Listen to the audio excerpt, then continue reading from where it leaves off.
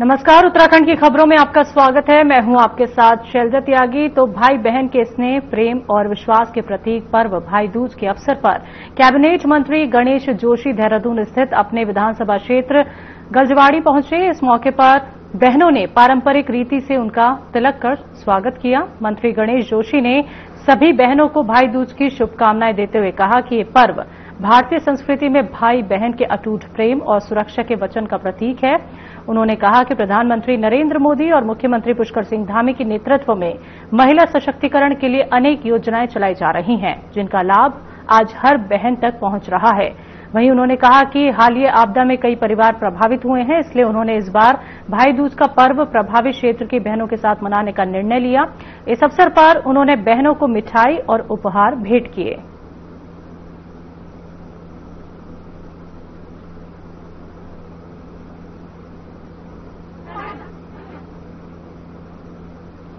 भैया दूज के पावन अवसर पर चारधाम यात्रा के प्रथम तीर्थ यमुनोत्री मंदिर के कपाट 12:30 बजे वैदिक मंत्रोच्चारण और विशेष पूजा अर्चना के बाद बंद कर दिए गए। धाम में मां यमुना के जयकारों से वातावरण भक्ति में रहा। इसके बाद मां यमुना की उत्सव मूर्ति डोली यात्रा के साथ शीतकालीन प्रवास स्थल खरसाली गांव के लिए रवाना हुई। अब अगले 6 माह तक श्रद्धालु यही दर्शन कर पूजा कर सकेंगे। इस वर्ष धाम के कपाट परंपरा अनुसार अक्षय तृतीय यानी 30 अप्रैल को खोले गए थे। भैया दूज के दिन सुबह से ही विशेष पूजा अर्चना के बाद कपाट बंद करने की प्रक्रिया शुरू हुई। श्रद्धालुओं ने अंतिम दर्शन और यमुना में स्नान किया। वहीं गुरुवार को शनिदेव महाराज की डोली धाम पहुंची और उन्होंने यमुना नदी में स्नान कर मां यमुना के साथ विशेष पूजा में भाग लिया।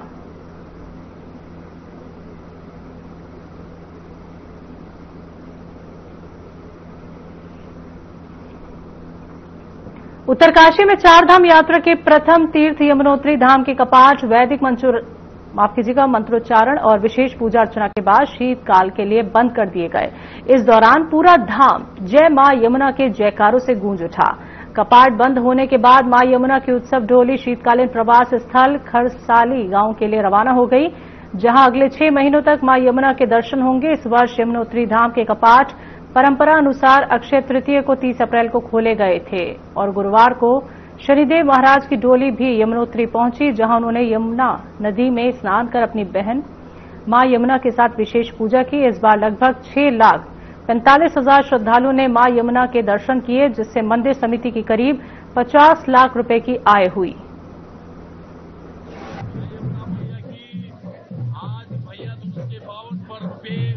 अभी 12:30 पर मां यमुना के कपाट सभी श्रद्धालुओं के लिए बंद कर दिए गए हैं और अब आज के बाद जो है मां यमुना के दर्शन उसी वर्ष खरसाली में होंगे अक्षय तृतीया तक।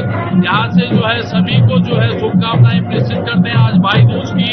सर्वे भवन्तु सुखिनः, सर्वे सन्तु निरामयाः, सर्वे भद्राणि पश्यन्तु मा कश्चित् दुःखं भवेत्।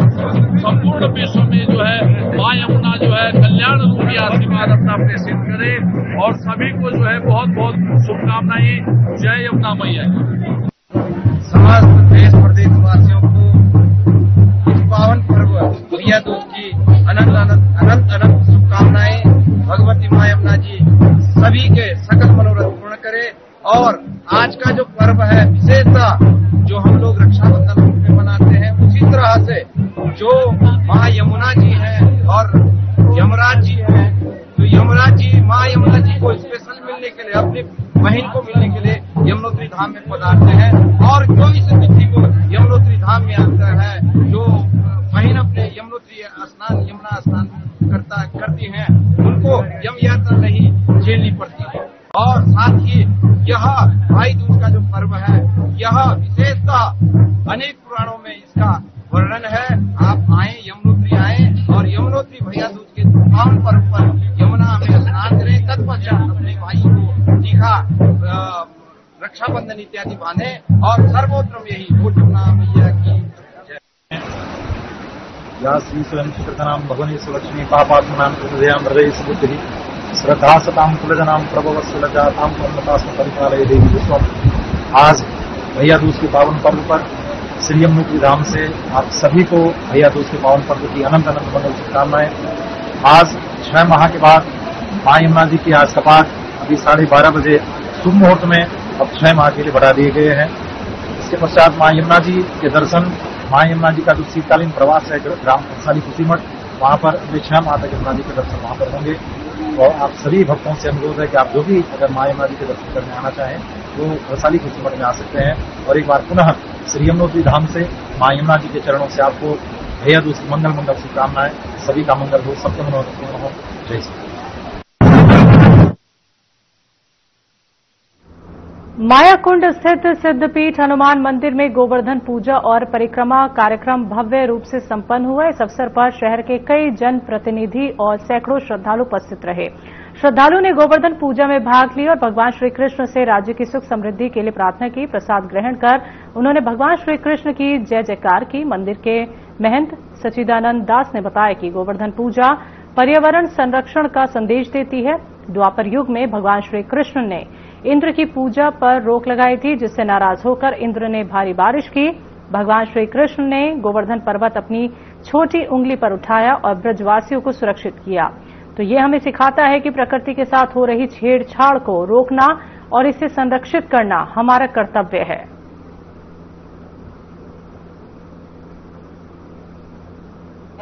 ये गोवर्धन महाराज की पूजा की जाती है, आज कृष्ण भगवान की पूजा करी जाती है और ये हमारा परंपरागत त्योहार है, भारतीय संस्कृति की पहचान है गोवर्धन पूजा। दिवाली के अगले दिन ये मनाने वाला त्योहार, ये भगवान कृष्ण भगवान को ध्यान में रखते हुए गोवर्धन महाराज की पूजा करी जाती है। इसमें अन्नकूट का प्रसाद वितरण किया जाता है। सभी मंदिरों में अन्नकूट का प्रसाद वितरण करते हैं। सभी शहर के गणमान्य लोग इसमें पूजा में हिस्सा लेते हैं और इसी तरीके से हम अपने सनातन संस्कृति को आगे बढ़ा सकते हैं। लोगों को व्यक्ति से व्यक्ति को जोड़ने की संस्कृति, ये त्योहार जो हमारे सनातनी त्योहार है, ये व्यक्ति से व्यक्ति को जोड़ने की संस्कृति है और इन त्योहारों को हम बहुत ही शांतिपूर्ण तरीके से, सांस्कृतिक तरीके से हम ऐसे मनाते रहे, यही मेरा विश्वास है और यही मेरी प्रार्थना है सभी सनातनी भाइयों से।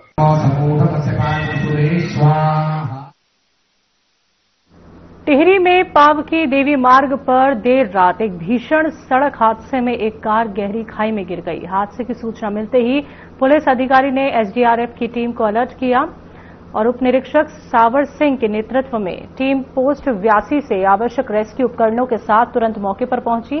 कार में 5 लोग सवार थे जो श्यामपुर ऋषिकेश से पावकी देवी नाई एक विवाह समारोह में जा रहे थे और उसी दौरान अचानक कार अनियंत्रित होकर करीब 300 मीटर गहरी खाई में जा गिरी। हादसे में 3 युवकों की मौके पर ही मौत हो गई, जबकि 2 गंभीर रूप से घायल हैं। एसडीआरएफ ने स्थानीय पुलिस के साथ मिलकर कठिन भौगोलिक परिस्थितियों में रात भर चले अभियान के दौरान शवों को और घायलों को बाहर निकाला। घायलों को अस्पताल भेज दिया गया है, जबकि मृतकों के शव जिला पुलिस को सौंप दिए गए हैं।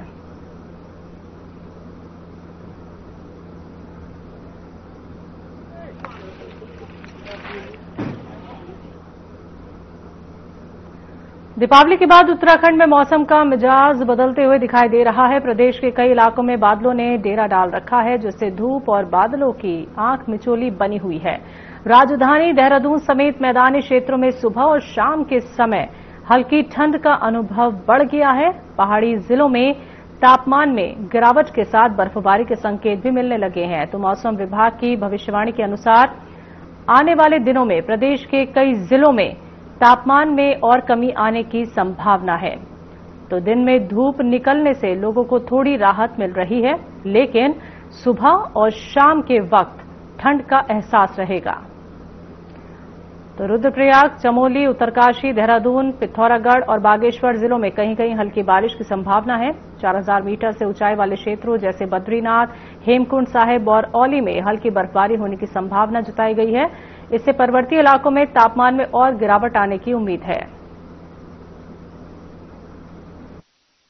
उत्तराखंड के पूर्व मुख्यमंत्री हरीश रावत अपने राजनीतिक बयानों के लिए हमेशा चर्चा में रहते हैं। वहीं हाल ही में उन्होंने एक बड़ा बयान दिया है, जिसमें उन्होंने कहा है कि उत्तराखंड के सभी लोगों का डीएनए एक ही है और सभी सनातन धर्मी हैं, लेकिन राज्य सरकार लोगों को बांटने का काम कर रही है।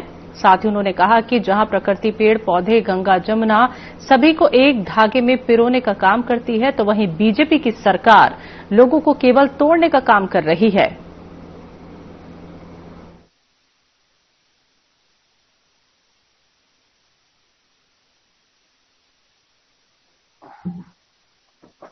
ये हिंदुस्तान हमारा साझा हिंदुस्तान है। इसमें कुछ गांव मुस्लिम बाहुल्य भी होंगे, कुछ सिख बाहुल्य भी होंगे, नागा और दूसरे मिजोरम में जहां कृषि नीति है, क्रिश्चियन बाहुल्य भी होंगे और कुछ हिंदू बाहुल्य भी होंगे, लेकिन हिंदू इस राज्य की मूल आत्मा है। मगर जिस प्रकार से सने सने मुस्लिम धर्म के लोग भी आए, सिख भी बने, ये सब उनसी तो बने, डीएनए एक है हमारा।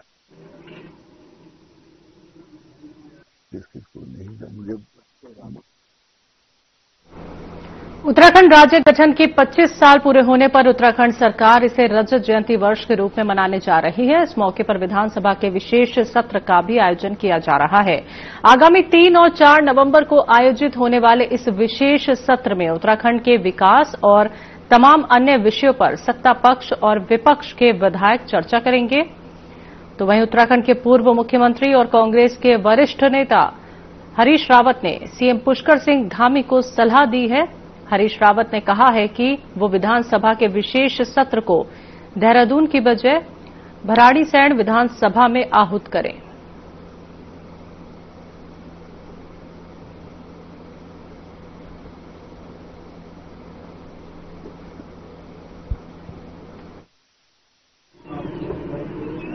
पच्चीस साल हो रहे हैं, जो उपलब्धियां हैं 25 साल की, उनको भी याद करने का समय है। और जहां खामियां रह गई, जहां कमजोरियां रह गई, उसका विहंगम विवेचन करने की भी जरूरत है। आप जब रजत वर्ष से स्वर्ण वर्ष की तरफ आगे बढ़ते हैं, ताकि आपके कदम 25 साल बाद सधे हुए तरीके से 26वें वर्ष में पड़े, उसके लिए कहां कहां कमजोरियां रह गई, कहां कहां हम लोग चूक गए, कहां कहां हमने गलत कर दिया, तो उसका विहंगम जब तक आप विचार विमर्श नहीं करेंगे, तो 2 दिन क्यों, मैं तो कह रहा हूं 3-4 दिन का होना चाहिए। मगर एक गलती फिर कर गए धामी, एक अवसर था उनके पास जो है कि ये सत्र 3 दिन, 4 दिन, 2 दिन, जो भी वो करना चाहते थे, ये चंद्रनगर में होना चाहिए था।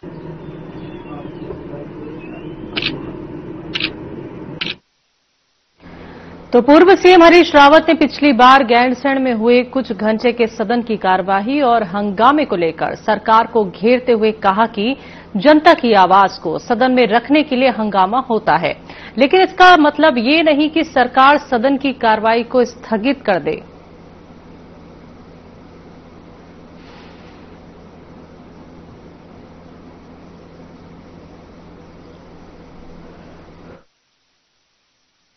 पार्लियामेंट्री लाइफ का एक हिस्सा है।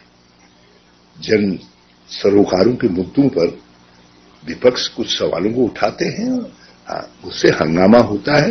वो हंगामा भी एक मंथन है, एक भावना है लोगों की, जो लोगों तक वहां तक पहुंचती है। तो इसलिए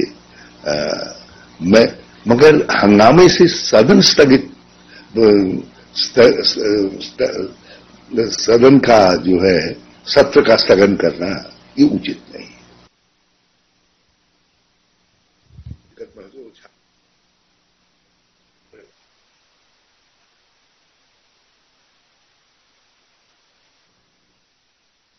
बद्री केदार मंदिर समिति में वर्तमान अध्यक्ष और पूर्व अध्यक्ष के बीच विवाद को लेकर केदारनाथ की विधायक आशा नौटियाल ने सफाई दी है।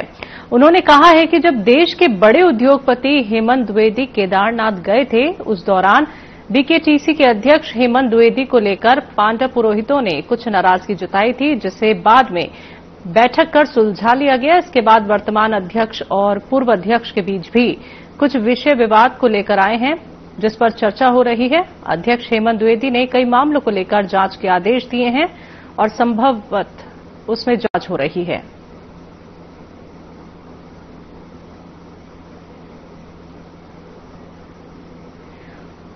तो विधायक आशा नौटियाल ने यहां पे सफाई दी है। पत्रकारों से बात करते हुए उन्होंने कहा है कि मामले को लेकर जांच जारी है।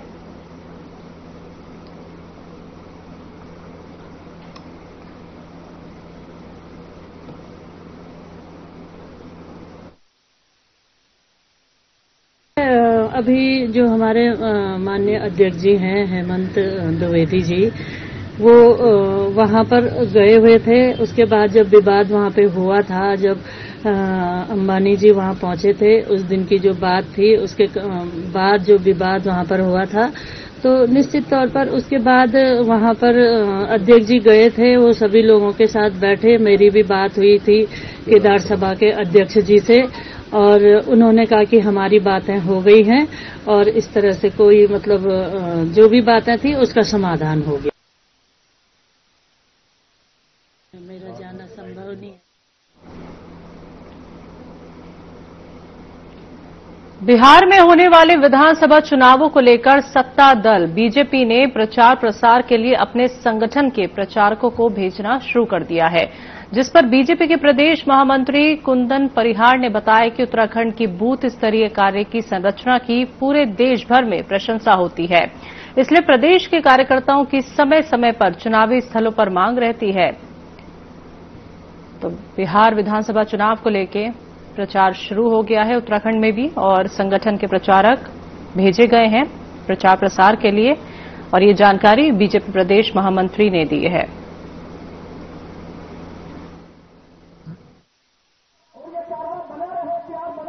देखिए, उत्तराखंड से जो बिहार चुनाव चल रहा है उसमें हमारे कई नेतागण इसमें अभी चुनाव में हैं, और चूंकि उत्तराखंड में जो हमारी बूथ की संरचना है, जो बूथ स्तरीय कार्य है, उस कार्य की संपूर्ण देश भर में प्रशंसा होती है, और इसी कारण से जिस जिस राज्य में भी चुनाव होते हैं उत्तराखंड के कार्यकर्ताओं की वहां हमेशा मांग रहती है। बिहार चुनाव में भी हमारे अभी कुछ युवा साथी और कुछ महिला मोर्चा के कार्यकर्ता, जैसी उनको वहां पर आवश्यकता महसूस हो रही है,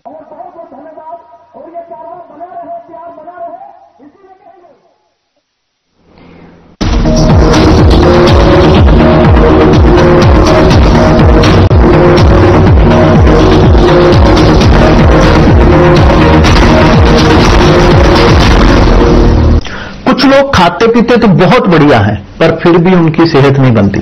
पिचके हुए गाल हैं, हड्डियां निकली हुई हैं, पैंटें ढीली हैं, कपड़े जचते नहीं, कोई पर्सनैलिटी नहीं। ऐसे लगता है उधर से खाए जा रहे हैं, उधर से निकले जा रहा है, क्योंकि उनका पाचन तंत्र खराब है। और जब तक के पाचन तंत्र दुरुस्त नहीं होगा, वो जितना मर्जी अच्छे से अच्छा खा ले, उनकी सेहत नहीं बन सकती। इसलिए हमारी संस्था सन्यासी आयुर्वेदा ने एक ऐसी दवा का निर्माण किया है जो कि आपके लिवर को, आपके पाचन तंत्र को दुरुस्त करने का काम करती है, ताकि आप जो भी खाएं उसका पूरे का पूरा निचोड़ आपके शरीर को लगे, आपकी भूख बढ़े, खाया पिया सही से लगे, नया खून बने, हड्डियों में जान आए, वजन बढ़े और आप मोटे तगड़े खूबसूरत पर्सनैलिटी के मालिक बन जाएं। सिर्फ 655 रुपए की पूरे 1 महीने की दवा होती है, और आप इसे घर बैठे 01145454545 पर फोन करके दवा मंगवा सकते हैं। अवैध अतिक्रमण पर सरकार और जिला प्रशासन की लगातार कार्रवाई जारी है। नदियों के किनारे और सरकारी जमीनों पर अतिक्रमण करने वालों पर सरकार और जिला प्रशासन और सख्त हो गया और कड़ी कार्रवाई करने जा रहा है। सेरा गांव पहुंचे देहरादून डीएम सविन बंसल ने कहा कि जिन्होंने नदी नालों के किनारे अवैध अतिक्रमण किया है या जिन्होंने सरकारी जमीन पर अवैध बिल्डिंग का निर्माण किया है, उनकी रिपोर्ट सरकार को भेजी जाएगी, ताकि अवैध अतिक्रमण करने वालों को जल्द ब्लैक लिस्ट किया जाए।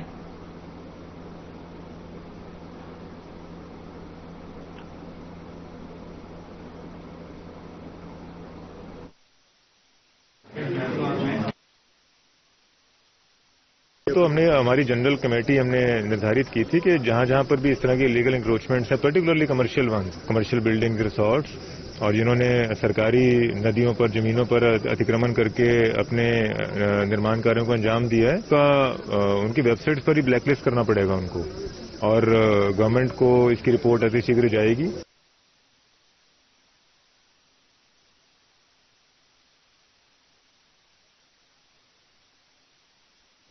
दीपावली त्योहार के दौरान दून मेडिकल कॉलेज अस्पताल की इमरजेंसी यूनिट तैयार रही, जहां इस दौरान इमरजेंसी में बर्निंग मरीज के साथ सांस की बीमारी से संबंधित मरीज और मारपीट के भी कुछ मरीज अस्पताल पहुंचे, जिसको लेकर इमरजेंसी मेडिकल ऑफिसर ने बताया कि 54 मरीज बर्निंग के थे। हालांकि इनमें से कोई भी गंभीर नहीं था। साथ ही 26 मरीज मारपीट के भी अस्पताल में आए और कुछ ऐसे भी मरीज रहे जिन्हें सांस से जुड़ी समस्या हो रही थी।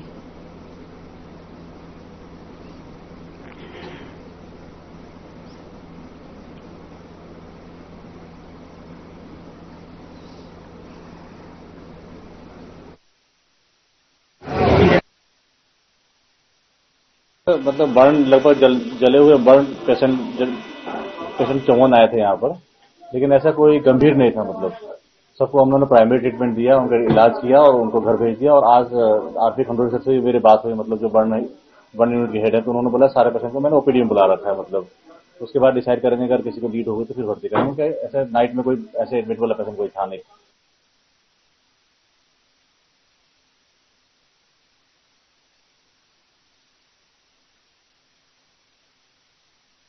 दीपावली का पर्व बीत चुका है, लेकिन इसका असर अब प्रदेश की हवा में देखने को मिल रहा है। उत्तराखंड प्रदूषण नियंत्रण बोर्ड ने प्रदेश भर में वायु गुणवत्ता के ताजा आंकड़े जारी किए हैं।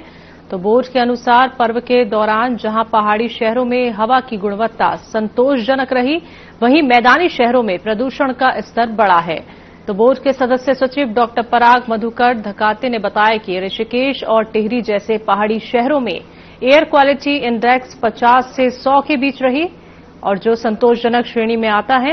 वहीं देहरादून, रुड़की, काशीपुर और हल्द्वानी जैसे मैदानी इलाकों की बात की जाए तो यहां पे AQI 101 से 200 के बीच दर्ज किया गया, जो मध्यम श्रेणी में है और प्रदूषण में वृद्धि को दर्शाता है।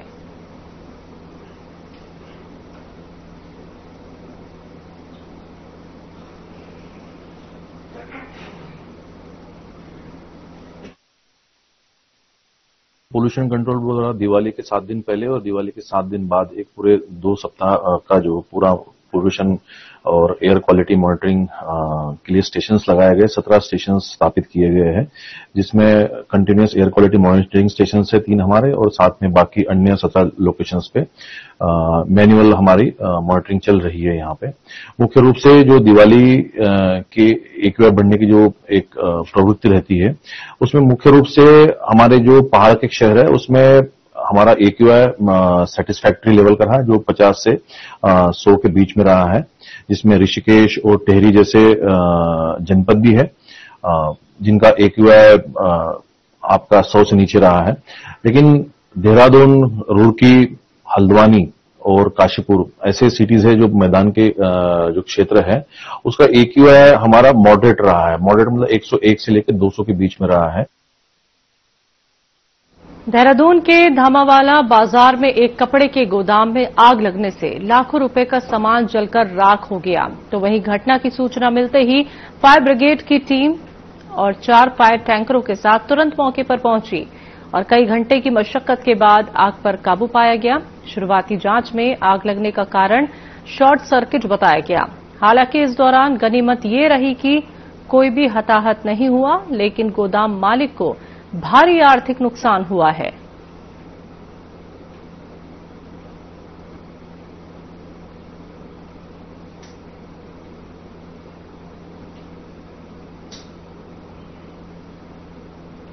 देहरादून से एक चौंकाने वाला मामला सामने आया है, जिस पर उत्तराखंड राज्य महिला आयोग की अध्यक्ष ने संज्ञान लिया है। बता दें कि मामले में डालनवाला क्षेत्र के अराघर स्थित सिंह आई हॉस्पिटल पर 26 वर्षीय महिला की मौत के बाद गंभीर लापरवाही के आरोप लगे हैं, जहां मृतका के परिजनों ने अस्पताल परिसर में शव रखकर जमकर हंगामा किया और अस्पताल प्रशासन पर हत्या जैसी लापरवाही का आरोप लगाया।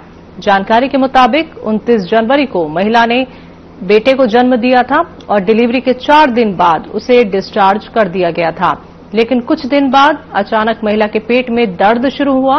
तो वहीं हालत बिगड़ने पर परिजनों ने दोबारा महिला को उसी अस्पताल में भर्ती कराया, जिसके बाद ज्योति को ग्राफिक एरा अस्पताल रेफर कर दिया गया, जहां मामले में चौंकाने वाला खुलासा हुआ है कि ज्योति के पेट में सर्जरी के दौरान इस्तेमाल की गई पट्टी रह गई थी।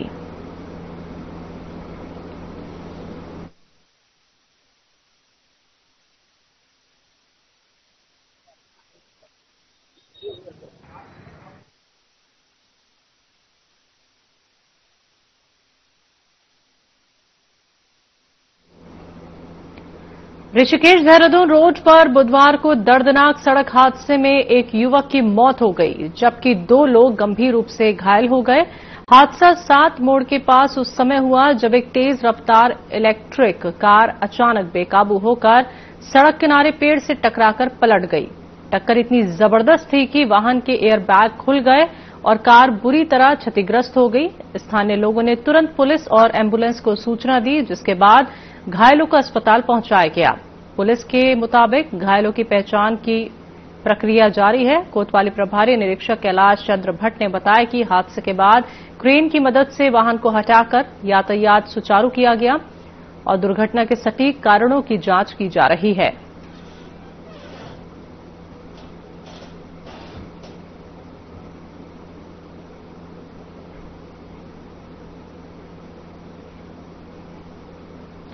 लक्सर के भीकमपुर गांव में पटाखा छुड़ाने को लेकर हुए विवाद में 18 वर्षीय सौरभ पर उसके पड़ोसी ने तेजाब फेंक दिया। इस घटना में युवक गंभीर रूप से झुलस गया। गुस्साए युवक के परिजनों और ग्रामीणों ने तेजाब फेंकने वाले आरोपी को पकड़ लिया और जमकर उसकी पिटाई कर दी। पिटाई के बाद आरोपी को पुलिस के हवाले कर दिया गया। वहीं पुलिस मामले की गंभीरता से छानबीन कर रही है। तो लक्सर कोतवाली के प्रभारी राजीव रोक ने बताया कि मामले में तहरीर के आधार पर जांच की जा रही है।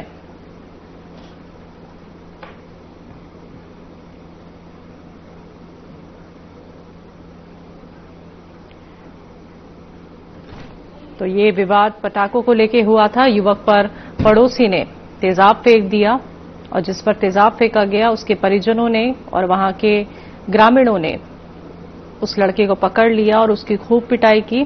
तभी मौके पर वहां पुलिस पहुंची, जो फिलहाल जांच कर रही है। आपको बता दें कि बुरी तरह से वो लड़का झुलस गया है, जिसके ऊपर तेजाब फेंका गया है। उसे अस्पताल में भर्ती किया गया है, जहां इलाज जारी है। उत्तराखंड की खबरों में अभी के लिए इतना ही। मुझे दीजिए इजाजत। नमस्कार।